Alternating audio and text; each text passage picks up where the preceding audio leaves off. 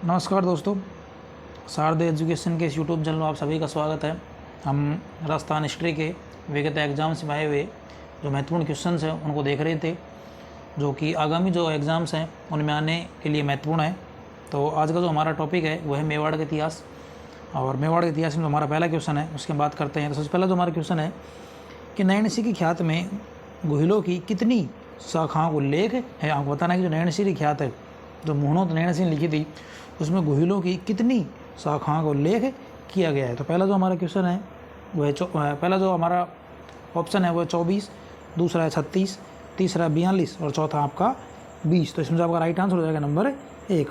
Number 1 जो है, मुहणोत नैणसी ने गुहिलों की 24 शाखाओं का उल्लेख किया है। इसके बाद में अगला जो हमारा क्वेश्चन है कि 734 ईस्वी में राजस्थान में मौर्य वंश का शासक कौन था, जो बाद में बप्पा रावल द्वारा मारा गया था। तो आपको बताना है कि 734 ईस्वी में राजस्थान में मौर्य वंश का शासक कौन था, जो बाद में बप्पा रावल के हाथों मारा गया था। तो पहला ऑप्शन नागभट्ट, दूसरा है मानमौरी, तीसरा है भिल्लुका और चौथा ऑप्शन है कक्कुका। तो इसमें से आपका राइट आंसर हो जाएगा नंबर 2। नंबर 2 जो है मानमौरी, जो कि मौर्य वंश का शासक था, उसे हराकर 734 में बप्पा रावल कालभोज जी इन्हें कहते हैं, उन्होंने आपका गुहिल वंश की स्थापना की। इसके बाद में अगला जो आपका क्वेश्चन है कि अलाउद्दीन खिलजी ने चित्तौड़ की घेराबंदी किस वर्ष की थी। आपको बताना है जो अलाउद्दीन खिलजी है उसने चित्तौड़ की जो घेराबंदी है वो किस वर्ष में की थी। तो पहला ऑप्शन आपका 1567, दूसरा ऑप्शन 1303, तीसरा ऑप्शन आपका 1534 और चौथा ऑप्शन आपका 1467। तो इसमें जो आपका राइट आंसर हो जाएगा 1303 में अलाउद्दीन खिलजी जो है उसने चित्तौड़ पर आक्रमण किया था। उस समय चित्तौड़ का जो राजा था वो रतन सिंह था, रावल रतन सिंह। तो ये रावल शाखा का जो है वो अंतिम शासक माना जाता है मेवाड़ का। तो 1303 में चित्तौड़ का पहला शाखा होता है। रावल रतन सिंह ने केसरिया किया और इनकी रानी थी पद्मिनी, उन्होंने जौहर किया था। तो ये थोड़ा सा आपको ध्यान रखना है। इसके बाद में अगला जो क्वेश्चन है कि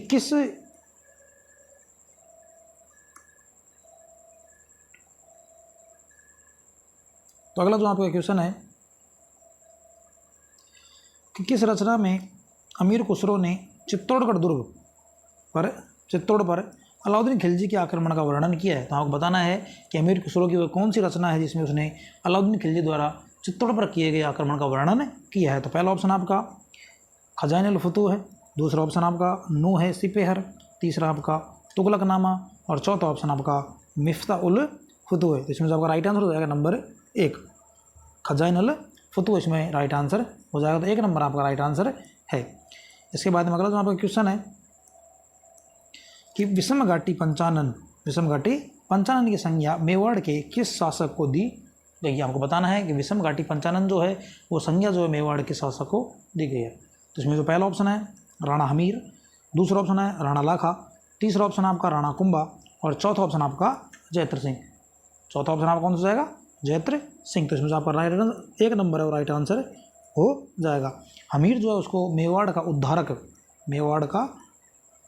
या मेवाड़ का मुक्तिदाता भी कहा जाता है। तो ये आपको ध्यान रखना है, क्योंकि 1326 में जो है मुस्लिम शासकों से मेवाड़ को वापस आज़ाद करवाता है। जो 1191 में जो है 1303 में जो है अलाउद्दीन खिलजी जो है रावल रतन सिंह पर आक्रमण करता है, उस पर अधिकार कर लेता है। उसके बाद 1326 में जो है जो आपकी गुहिलों की दूसरी शाखा थी उसका एक शासक था आपका हमीर सिसोदिया, वो जो 1326 में इसको आज़ाद करवाता है, इसलिए मेवाड़ का उद्धारक कहा जाता है। और उनकी उपाधि जो है विषम घाटी पंचानन है। इसके बाद में अगला जो आपका क्वेश्चन है कि मेवाड़ के किस शासक के समय जावर में चांदी की खान से खनन प्रारंभ हुआ था। तो आपको बताना है जावर जो हमारे इस टाइम भी चांदी की महत्वपूर्ण खान है, शीशा जस्ता और चांदी निकलता है उससे। तो इसका जो उत्खनन है या खनन है वो किसके समय में प्रारंभ हुआ था। तो पहला ऑप्शन आपका क्षेत्र सिंह, दूसरा ऑप्शन रतन सिंह, तीसरा ऑप्शन राणा लाखा और चौथा ऑप्शन राणा कुंभा। तो इसमें आपका राइट आंसर हो जाएगा नंबर 3, राणा लाखा के जो समय है इस खान से उत्खनन प्रारंभ हो गया था। इसके बाद में अगला जो आपका क्वेश्चन है कि नृत्य रत्न कोश की रचना किसके द्वारा की गई थी। ये ग्रंथ का नाम है नृत्य रत्न कोश, उसकी रचना जो है किसके द्वारा की गई थी ये आपको बताना है। तो पहला ऑप्शन है इसमें राणा कुंभा, दूसरा ऑप्शन है इसमें मंडन, तीसरा ऑप्शन इसमें सोम और चौथा ऑप्शन इसमें जगजीवन भट्ट। तो इसमें जो आपका राइट आंसर हो जाएगा नंबर 1 राणा कुंभा। राणा कुंभा द्वारा नृत्य रत्न कोश की जो है रचना की गई थी। इसमें 1 नंबर जो आपका राइट आंसर हो जाएगा। इसके बाद में अगला जो आपका क्वेश्चन है कि ये बहुत ही महत्वपूर्ण क्वेश्चन है, काफ़ी बार पूछा गया है कि महाराणा कुंभा द्वारा रचित ग्रंथ संगीत राज कितने कोशों में विभक्त है, यानी उसके कितने पार्ट है वो आपको बताना है। तो पहला ऑप्शन है 7, दूसरा आपका 4, तीसरा है 9 और चौथा ऑप्शन आपका 5। तो इसमें जो राइट आंसर होगा नंबर 4। नंबर 4 जो आपका राइट आंसर हो जाएगा। ये जो है 5 भागों में या 5 कोशों में विभक्त है, ये आपका राइट आंसर होगा नंबर 4। इसके बाद में अगला जो आपका क्वेश्चन है कि राजस्थानी वास्तुकला का जनक किसे माना जाता है। वास्तुकला यानी स्थापत्य कला, वास्तुकला या स्थापत्य कला का जनक किसे माना जाता है। पहला ऑप्शन है राय सिंह, दूसरा ऑप्शन है मान सिंह, तीसरा ऑप्शन है विजय सिंह और चौथा ऑप्शन आपका महाराणा कुंभा या राणा कुंभा। तो इसमें जो आपका राइट आंसर है नंबर 4 राणा कुंभा जो है उन्हें राजस्थानी वास्तुकला का जनक माना जाता है। इसके बाद में अगला जो आपका क्वेश्चन है कि चित्तौड़गढ़ स्थित विजय स्तंभ जो है उस पर पहला स्मारक डाक टिकट कब जारी किया गया था। आपको बताना है पहला डाक टिकट कब जारी किया गया था इस पर। तो पहला ऑप्शन आपका 1974, दूसरा ऑप्शन आपका 1986, तीसरा ऑप्शन है 1956 और चौथा ऑप्शन आपका 1949। तो इसमें जो आपका राइट आंसर नंबर 4 जो है राइट आंसर हो जाएगा। 1949 में जो है इस पर डाक टिकट जारी किया गया था, यानी आज़ाद होने के हम वेट ही कर रहे थे, जैसे आज़ाद होंगे हम जो विजय स्तंभ है उस पर डाक टिकट जारी कर देंगे। तो नंबर 4 जो इसमें राइट आंसर हो जाएगा 1949 में। इसके बाद में अगला जो आपका क्वेश्चन है कि महाराणा सांगा और इब्राहिम लोदी, महाराणा सांगा ने जो इब्राहिम लोदी है उसे किस युद्ध में पराजित किया ये आपको बताना है। तो पहला ऑप्शन आपका हो जाएगा खतौली, दूसरा ऑप्शन सारंगपुर का युद्ध, तीसरा ऑप्शन सिवाना का युद्ध और चौथा ऑप्शन खानवा का युद्ध। तो इसमें आपका राइट आंसर हो जाएगा नंबर 1। महाराणा जो सांगा थे उन्होंने इब्राहिम लोदी को आपका जो खातौली को युद्ध में पराजित किया था और ये हुआ था 1517 ईस्वी में, ये युद्ध हुआ था 1517 में हुआ था। तो इसमें एक आपका जो 1 नंबर राइट आंसर हो जाएगा। तो इसके बाद में अगला जो आपका क्वेश्चन है कि राणा सांगा और बाबर के मध्य, राणा सांगा और बाबर के मध्य जो है खानवा का युद्ध कब लड़ा गया था। आपको बताना है जो खानवा का युद्ध है वो कब लड़ा गया था। तो पहला ऑप्शन आपका 13 मार्च 1527, दूसरा ऑप्शन 17 मार्च 1727 हो जाएगा। तीसरा जो ऑप्शन है 16 मार्च 1527 और चौथा ऑप्शन आपका 18 फरवरी 1527। तो इसमें आपका जो राइट आंसर हो जाएगा नंबर 4 17 मार्च 1727 है उसको ये युद्ध हुआ था। इसमें 2 नंबर जो आपका राइट आंसर हो जाएगा। इसके बाद में अगला जो आपका क्वेश्चन है कि खानवा युद्ध में निम्न में से किसने राणा सांगा का पक्ष बदलकर बाबर का साथ दिया था, यानी विश्वासघात करके वो दूसरे खेमे में मिल गया था, वो कौन था आपको उसका नाम बताना है। तो पहला ऑप्शन है झाला अज्जा, दूसरा ऑप्शन है सलहेदी तंवर, तीसरा ऑप्शन है भूपत राय और चौथा ऑप्शन है मणिक चंद्र। तो इसमें जो आपका राइट आंसर हो जाएगा वो है नंबर 2। सलहेदी तंवर जो है वो आपका सांगा का साथ छोड़कर बाबर के साथ मिल गया था, इसने विश्वासघात किया। तो इसमें आपका 2 नंबर राइट आंसर हो जाएगा। साथ ही में इसमें जो 1 नंबर आंसर झाला अज्जा उसके बारे में याद रखना है कि जब महाराणा सांगा जो है युद्ध में घायल हो गए थे तो उनका जो छत्र है वो धारण किया था झाला अज्जा ने। लेकिन इसमें जो राइट आंसर हो जाएगा नंबर 2 सलहेदी तंवर।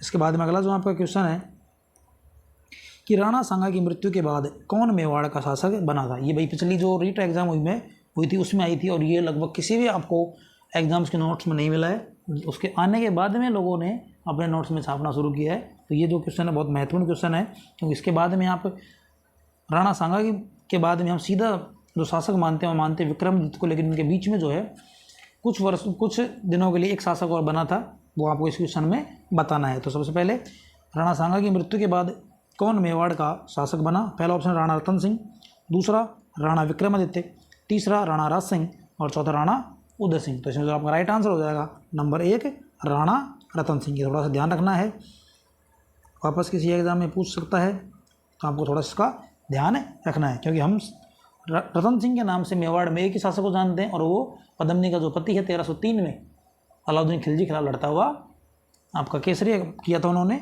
उन्हीं को जानते। लेकिन महाराणा सांगा की मृत्यु के बाद जो मेवाड़ का अलग शासक बना था वो कौन थे? रतन सिंह जी। और रतन सिंह जी के बाद में जो अगला बना था वो राणा विक्रमादित्य थे। इसके बाद में अगला जो आपका क्वेश्चन है, गुजरात के सुल्तान बहादुर शाह ने, गुजरात के सुल्तान बहादुर शाह ने चित्तौड़गढ़ पर का जो किला है उसमें किस वर्ष आक्रमण किया था, ये आपको बताना है। तो इसमें जो पहला ऑप्शन है 1533, दूसरा जो ऑप्शन है इसमें 1303, तीसरा ऑप्शन 1568 और चौथा ऑप्शन आपका 1616। तो इसमें जो आपका राइट आंसर हो जाएगा नंबर 1। नंबर 1 जो है 1533 में, क्योंकि जब खानवा युद्ध होता है तो मेवाड़ की जो स्थिति है वो काफ़ी कमज़ोर हो गई थी सैनिक रूप से। तो मेवाड़ जो 1333 के आसपास आते आते जो गुजरात का बहादुर शाह है वो आक्रमण करता है। तो जब पहली बार जब आक्रमण करता है तो उस समय जो रानी करमवती थी वो, क्योंकि अल्पायु में शासक बना हुआ था विक्रमादित्य, तो रानी करमवती थी उस टाइम जो रणथंभौर का जो किला वो मेवाड़ वालों के पास था। तो शुरुआत में जब बहादुर शाह आक्रमण करता है तो उसको मेवाड़ रणथंभौर का जो किला है वो दे के उसको वापस भेज दिया जाता है, लेकिन वो वापस आक्रमण करता है। और ये इस समय 1533 में जो रानी कर्मावती है, रानी जो कर्मावती है वो हुमायूं को राखी भेजती है, हुमायूं को राखी भेजती है और हुमायूं जो है सहायता नहीं करता है। तो इस समय चित्तौड़ का जो दूसरा शाखा भी 1533 में होता है। जिसके बाद में अगला जो यहाँ पे क्वेश्चन है, ये देखिए वही क्वेश्चन आ गया कि चित्तौड़ के द्वितीय शाखे में किस रानी ने जौहर किया था, किस रानी ने जौहर किया था। यानी ये चित्तौड़ का दूसरा शाखा कब होता है? 1533 में गुजरात के बहादुर शाह के खिलाफ। तो पहला ऑप्शन आपका पद्मिनी, दूसरा ऑप्शन आपका कर्मावती, तीसरा ऑप्शन आपका जसमती और चौथा ऑप्शन आपका जीजाबाई। तो इसमें जो आपका राइट आंसर हो जाएगा नंबर 2 कर्मावती, कर्मावती।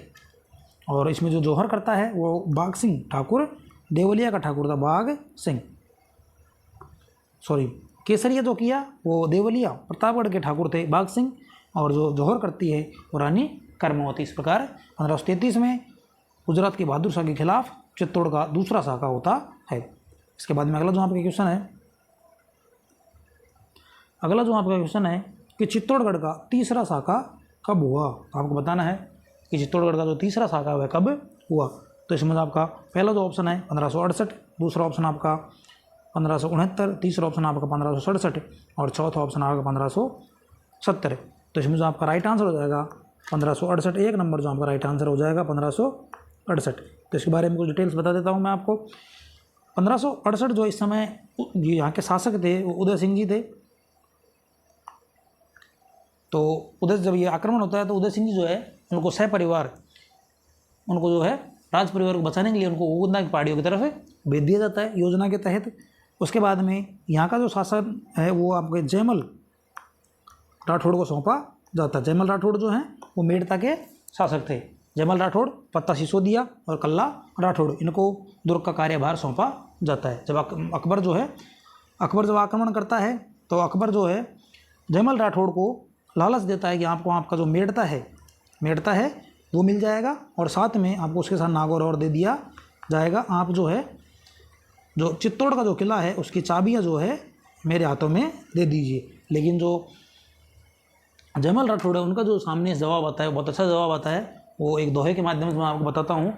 जब अकबर जो उनको बोलता है कि आपको मेड़ता के साथ नागौर भी दे दिया जाएगा, आप चित्तौड़ की चाबियाँ मेरे दे दीजिए, तो जब वो जयमल राठौड़ जी बोलते हैं कि भूख न मेटे मेड़ तो ना मेटे नागौर, रजवट भूख अनोखड़ी मेरा मिटे चित्तौड़। मैं एक बार फिर दोहराता हूँ कि भूख न मेटे मेड़ तो ना मेटे नागौर, रजवट भूख अनोखड़ी मेरा मिटे चित्तौड़। तो आपको ध्यान रखना है जो चित्तौड़ का तीसरा शाखा है वो 1568 में हुआ था। तो इसमें जो एक नंबर है वो राइट आंसर हो जाएगा 1568। और डिटेल्स में आप इसकी जो मैं आपको बता चुका हूँ। इसके बाद में अगला जो आपका क्वेश्चन है, ये क्वेश्चन भी बहुत बार पूछा गया, इसमें क्रम पूछता है बहुत बार एक एक काम को नाम पूछता है। तो पहला जो है कि अकबर द्वारा महाराणा प्रताप को बातचीत हेतु भेजे गए दूतों का सही क्रम क्या है, यानी जो बातचीत करने के जो लोग भेजे गए थे वो किस क्रम में भेजे गए थे, उनकी हमको यहाँ पे बात करनी है। पहला ऑप्शन इसमें जलाल खां, मान सिंह, भगवंत दास, टोडरमल। दूसरा ऑप्शन आपका मान सिंह, जलाल खां, टोडरमल, भगवंत दास। तीसरा ऑप्शन इसमें जलाल खां, टोडरमल, मान सिंह, भगवंत दास। और चौथा ऑप्शन आपका इसमें टोडरमल, जलाल खां, मान सिंह और भगवंत दास। तो इसमें आपका राइट आंसर हो जाएगा नंबर 1। इसकी मैं ट्रिक आपको बता देता हूँ, उसको ध्यान रखना, आप इसको कभी नहीं भूलेंगे। इसकी जो ट्रिक है वो है JMBT। JMBT। जे से हो जाएगा जलाल खां, M से हो जाएगा मान सिंह, B से हो जाएगा आपका भगवंत दास और T से टोडरमल। अब इस ट्रिक को यहाँ अप्लाई कीजिए आप। जे से जलाल खां, M से मान सिंह, B से भगवंत दास और उसके बाद में T से टोडरमल। तो इसमें आपका राइट आंसर नंबर 1 जो है हो जाएगा। इसके बाद में अगला जो आपका क्वेश्चन है कि हल्दी घाटी का जो युद्ध है, हल्दी घाटी का युद्ध कब लड़ा गया था। तो आपको बताना है हल्दी घाटी का जो युद्ध है वो कब लड़ा गया। तो पहला ऑप्शन आपका 18 जून 1573, 18 जून 1567, 18 जून 1576 और 18 जून 1555। तो इसमें आपका राइट आंसर हो जाएगा 18 जून। कई इतिहासकार और कई किताबों में ये 21 जून भी दिया हुआ है, तो आपको 18 या 21 जून दोनों ध्यान रखना है। लेकिन जब एग्जाम्स में, क्योंकि दोनों एक साथ नहीं आते हैं कभी भी, ये आपको ध्यान रखना है। लेकिन कभी अगर 18 की जगह 21 आपको मिल जाए तो आपको 21 को भी लगा देना है अगर, लेकिन ज़्यादातर आपको जो एग्जाम्स में देखने को मिलेगा 18 जून। तो इसमें जो 3 नंबर है वो राइट आंसर हो जाएगा। इसके बाद में अगला जो आपका क्वेश्चन है कि हल्दी घाटी युद्ध की विस्तृत जानकारी अब्दुल कादिर बदायूनी किस ग्रंथ में देता है। तो आपको बताना है जो हल्दी घाटी, तो ये जानकारी जो है आपको किस ग्रंथ से मिलती है। हल्दी घाटी युद्ध की जो विस्तृत जानकारी है अब्दुल कादिर बदायूनी के किस ग्रंथ से आपको मिलती है, आपको बताना है। तो पहला ऑप्शन आपका तजीकराज उल वाकियाल, दूसरा ऑप्शन आपका तबकात अकबरी, तीसरा मुंतखत उत तवारीख और चौथा ऑप्शन आपका अकबर नामा। तो इसमें आपका राइट आंसर हो जाएगा नंबर 3 जो आपका राइट आंसर हो जाएगा। इसके बाद में अगला जो आपका क्वेश्चन है कि हल्दी घाटी युद्ध में मुगल सम्राट अकबर की सेना का जो नेतृत्व किसने किया। यहाँ बताना है मुगल सम्राट अकबर की जो सेना थी उसका नेतृत्व किसने किया। तो पहला है बहलोल खां, दूसरा है जय सिंह, तीसरा है अमीर खान और चौथा आपका मान सिंह प्रथम। तो इसमें राइट आंसर हो जाएगा वो आपका है मान सिंह प्रथम। तो मान सिंह और इसका जो मुस्लिम सेनापति था वो था आसफ खां। तो दोनों को आपको ध्यान रखना है। इसमें राइट आंसर है नंबर 4। इसके बाद में अगला जो आपका क्वेश्चन है कि हल्दी घाटी युद्ध में महाराणा प्रताप की हरावल सेना का नेतृत्व कौन कर रहा था। तो देखो सेनाएं 2 तरह की होती है, एक भाग होता है हरावल और एक भाग होता है चंदावल। हरावल भाग वो होता है जो आगे वाला भाग होता है। हरावल भाग कौन सा होता है, जो आगे वाला भाग होता है, और जो सेना का पीछे वाला भाग होता है उसको बोला चंदावल बोला जाता है। अब देखिए कि हल्दी घाटी युद्ध में महाराणा प्रताप की हरावल सेना का नेतृत्व कौन कर रहा था। तो पहला ऑप्शन आपका हाकिम खां सूरी, दूसरा ऑप्शन अजमल खां, तीसरा ऑप्शन जफर खां और चौथा ऑप्शन आपका रहमान खां। तो इसमें जो राइट आंसर हो जाएगा नंबर 1 हाकिम खां सूरी। तो हम ये क्वेश्चन भी बहुत बार पूछेगा, आपको ध्यान रखना है हाकिम खां सूरी। और दूसरा एक क्वेश्चन और इसमें बनता है कि प्रताप की सेना का एकमात्र मुस्लिम सेनापति कौन था। तो वो कौन था आपका हाकिम खां सूरी। ये भी आपको थोड़ा सा ध्यान रखना है। इसके बाद में अगला जो आपका क्वेश्चन है, देखो हल्दी घाटी का जो युद्ध है उसके अलग अलग विद्वानों ने अलग अलग नाम दिए, उनकी हम बात करते हैं कि हल्दी घाटी के युद्ध को किस विद्वान ने खमनौर का युद्ध कहा। हमको ये बताना है कि हल्दी घाटी के युद्ध को जो है किस विद्वान जो है उन्होंने खमनौर युद्ध कहा। पहला ऑप्शन कर्नल जेम्स टॉड, दूसरा ऑप्शन बदायूनी, तीसरा ऑप्शन अबुल फजल और चौथा ऑप्शन आपका गोपीनाथ शर्मा। तो इसमें जो आपका राइट आंसर हो जाएगा नंबर 3 अबुल फजल जो है उन्होंने इस युद्ध को खमनौर का युद्ध कहा था। तो यहाँ पर राइट आंसर हो जाएगा। इसके बाद देखो कुछ और उपनाम है इसकी, उनकी मैं बात कर लेता हूँ एक बार कि अबुल फजल ने खमनौर युद्ध कहा था इसको, बदायूनी जो है उन्होंने इसको गोगुंदा युद्ध कहा था और कर्नल जेम्स टॉड उन्होंने इसे मेवाड़ की थर्मोपल्ली कहा था।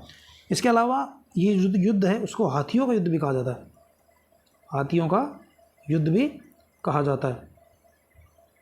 इस युद्ध में देखो कुछ हाथी थे, जैसे एक था राम प्रसाद जो महाराणा प्रताप के हाथी के नाम पे इसको अकबर ने पकड़कर इसका नाम पीर प्रसाद कर दिया। एक था गजमुक्त, एक था लूणा। तो ये कुछ हाथियों के नाम थे, राम प्रसाद है, गजमुक्त है, लूणा है। राम प्रसाद का नाम जो पकड़कर अकबर ने पीर प्रसाद कर दिया था। जो महाराणा प्रताप का हाथी का नाम क्या था? राम प्रसाद। और घोड़े के नाम समझाते हैं चेतक। इसके बाद में अगला जो आपका क्वेश्चन है कि किस स्थान को हल्दी घाटी युद्ध के पश्चात महाराणा प्रताप ने सर्वाधिक समय के लिए अपनी राजधानी बनाई? है आपको बताना है कि कौन सा जो स्थान है उसको हल्दी घाटी युद्ध के बाद सर्वाधिक समय के लिए राजधानी बनाई। पहला ऑप्शन आपका हो जाएगा चावंड, दूसरा ऑप्शन गोगुंदा, तीसरा आपका कोल्यारी और चौथा ऑप्शन आपका कुंभलगढ़। तो इसमें जो आपका राइट आंसर हो जाएगा नंबर एक चावंड। अब चावंड जुड़े कुछ फैक्ट हैं उनकी मैं बात करता हूँ। बहुत बार एग्जाम्स में सीधे सीधे पूछ लेता है, तो मैं बात कर लेता हूँ थोड़ी सी। तो चावंड जो है वो कुल कितने वर्ष तक, अभी एग्जाम पूछा गया था कुल कितने वर्ष तक राजधानी रही? तो चावंड जो है वो कुल 28 वर्षों तक राजधानी रही थी। कुल 28 वर्ष तक राजधानी रही थी। दूसरा इसमें एक क्वेश्चन और बनता है कि महाराणा प्रताप के समय कितने वर्ष तक राजधानी? तो महाराणा प्रताप के समय ये 12 वर्ष राजधानी रही थी। 12 वर्ष तक राजधानी रही थी। तो आपसे पूछा कि चावंड कुल कितने? कुल 28 वर्ष के लिए, और महाराणा प्रताप के समय कुल 12 वर्ष के लिए ये राजधानी रही थी। इसके बाद में अगला जो आपका क्वेश्चन है 1578 में कुंभलगढ़ पर किसने आक्रमण किया था? बताना है 1578 में कुंभलगढ़ पर किसने आक्रमण किया था, ये आपको बताना है। पहला ऑप्शन आपका अलाउद्दीन खिलजी, दूसरा ऑप्शन आपका महमूद खिलजी, तीसरा ऑप्शन आपका शाहबाज खां और चौथा ऑप्शन आपका महमूद लोधी। तो इसमें जो आपका 3 नंबर है, 3 नंबर और राइट आंसर हो जाएगा। साथ ही इसमें एक चीज़ और है, 2 क्वेश्चन और बनते हैं इसमें। एक तो जो शाहबाज खां है वो कुंभलगढ़ जो किला है आपका उसको एकमात्र जिसने विजय किया था, फतह किया था, वो एकमात्र कौन है? सेनापति शाहबाज खां। शाहबाज खां ने ही कुंभलगढ़ को, सिर्फ कुंभलगढ़ विश्व के इतिहास में एक बार जीता गया है, वो शाहबाज खां द्वारा जीता गया है। दूसरा एक क्वेश्चन पूछता है कि शाहबाज खां ने कुंभलगढ़ किले पर कितनी बार आक्रमण किया था? तो कुंभलगढ़ किले पर उसने 3 बार आक्रमण किया था। कुल कितनी बार? 3 बार आक्रमण किया था। तो इसमें आपका राइट आंसर हो जाएगा नंबर 3। इसके बाद में अगला जो आपका क्वेश्चन है कि महाराणा प्रताप के दरबारी विद्वान जिसने मुहूर्तमाला ग्रंथ की रचना की थी? महाराणा प्रताप के दरबारी विद्वान जिन्होंने मुहूर्तमाला ग्रंथ की रचना की थी, ये आपको बताना है। पहला ऑप्शन है रामा साधु, दूसरा ऑप्शन माला साधु, तीसरा ऑप्शन आपका चक्रवाणी मिश्र और चौथा ऑप्शन आपका तारा चंद। तो इसमें जो आपका राइट आंसर हो जाएगा नंबर 3 चक्रवाणी मिश्र जो है उन्होंने मुहूर्तमाला ग्रंथ की रचना की थी। इसके बाद में अगला जो आपका क्वेश्चन है कि किसके शासनकाल में मुगल और मेवाड़ के महाराणा के मध्य चित्तौड़ की संधि हुई थी? यानी किसके शासनकाल में मुगल मेवाड़ जो संधि है वो आपकी हुई थी? तो इसमें जो पहला ऑप्शन है अकबर, दूसरा ऑप्शन आपका जहांगीर, तीसरा ऑप्शन इसमें शाहजहाँ और चौथा ऑप्शन आपका औरंगजेब। तो इसमें जो आपका राइट आंसर हो जाएगा नंबर 2 जहांगीर था। और दूसरा मेवाड़ का जो राणा था वो थे अमर सिंह जी थे। अमर सिंह फर्स्ट बोल सकते हैं इसको। और ये जो संधि हुई थी वो 5 फरवरी 1615 को हुई थी। ये ध्यान रखना है। तो आपका जो मुगल शासक था वो था जहांगीर, हमारे जो यहाँ के मेवाड़ के राणा जी थे वो थे अमर सिंह जी, और ये संधि जो है 5 फरवरी 1615 को हुई थी। इसके बाद में अगला जो आपका क्वेश्चन है कि नाथद्वारा में श्रीनाथ जी की मूर्ति निम्न में से किसके द्वारा स्थापित करा गई थी? कि नाथद्वारा में जो श्रीनाथ जी की जो मूर्ति है निम्न में से किस शासक द्वारा स्थापित करवाई गई थी, ये आपको बताना है। तो पहला ऑप्शन आपका महाराणा कुंभा, दूसरा ऑप्शन राज सिंह प्रथम, तीसरा ऑप्शन सुरजनहाड़ा और चौथा ऑप्शन जय सिंह।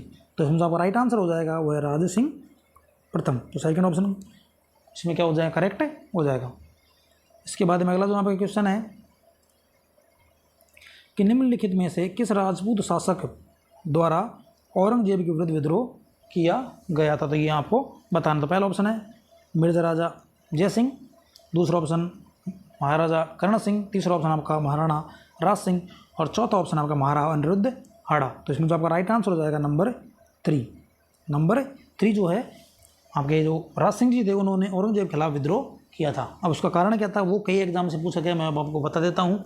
सबसे पहले औरंगजेब जो है औरंगजेब ने मंदिर तोड़ो, औरंगजेब जो है उसने मंदिर तोड़ो नीति अपनाई थी। तो मंदिर तोड़ो नीति अपनाई थी, जबकि राज सिंह जी जो है उन्होंने मंदिरों की मूर्तियों जो है उनको बचाने का काम किया था। तो पहला जो कारण था विद्रोह का ये था। दूसरा किशनगढ़ की राजकुमारी चारुमती उससे विवाह को लेकर दोनों में विवाद हुआ, एक कारण ये था। तीसरा, मुगल मेवाड़ संधि जो है उसमें चित्तौड़गढ़ दुर्ग की जो मरम्मत कराने के लिए मना किया गया था। राज सिंह जी जो है उन्होंने चित्तौड़गढ़ दुर्ग की वापस मरम्मत कराई। तो इन तीनों को लेकर इन दोनों में विवाद था, इसलिए इन्होंने विरोध किया था। इसके बाद में अगला जो यहाँ पर क्वेश्चन है कि मेवाड़ के शासकों ने स्वयं को दीवान कहा। मेवाड़ के जो शासक स्वयं को किसका दीवान मानते थे, यहाँ बताना है। पहला ऑप्शन आपका ऋषभदेव जी, दूसरा ऑप्शन आपका चार भुजानाथ जी, तीसरा ऑप्शन आपका श्रीनाथ जी और चौथा ऑप्शन आपका एकलिंगनाथ जी। तो इसमें जो चौथा ऑप्शन है एकलिंगनाथ जी राइट आंसर हो जाएगा। एकलिंग जी में जो मंदिर है वो नागदा उदयपुर में बप्पा रावल के द्वारा बनवाया गया था। तो इसके बाद में जो अगला आपका क्वेश्चन है कि निम्न में से महाराणा प्रताप के बचपन का नाम क्या था। तो निम्न में से महाराणा प्रताप बचपन नाम था। पहला ऑप्शन आपका कीका, दूसरा ऑप्शन आपका प्रताप, तीसरा ऑप्शन आपका राणा और चौथा ऑप्शन आपका मेवाड़ केसरी। तो इसमें आपका राइट आंसर हो जाएगा नंबर एक जो है राइट आंसर हो जाएगा। तो महाराणा प्रताप जो बचपन नाम था वो था कीका। बाकी महाराणा प्रताप एक कविता है, आप सुनना उसको, मैं आपको बोल के बता देता हूँ थोड़ी सी। तो कविता जो है वो ये है कि हल्दी घाटी में समर लड़ियो वो चेतर रो सवार कटे, मायड़ थारो पूत कटे वो एक लिंग दीवान कटे, हल्दी घाटी में समर लड़ियो वो चेतर रो असवार कटे। इसी के साथ धन्यवाद। आज के जो हमारे क्वेश्चन है वो कंप्लीट होते हैं। वीडियो अगर आपको अच्छा लगे वीडियो को लाइक करें, चैनल को सब्सक्राइब करें, अपने दोस्तों के साथ शेयर करें। धन्यवाद।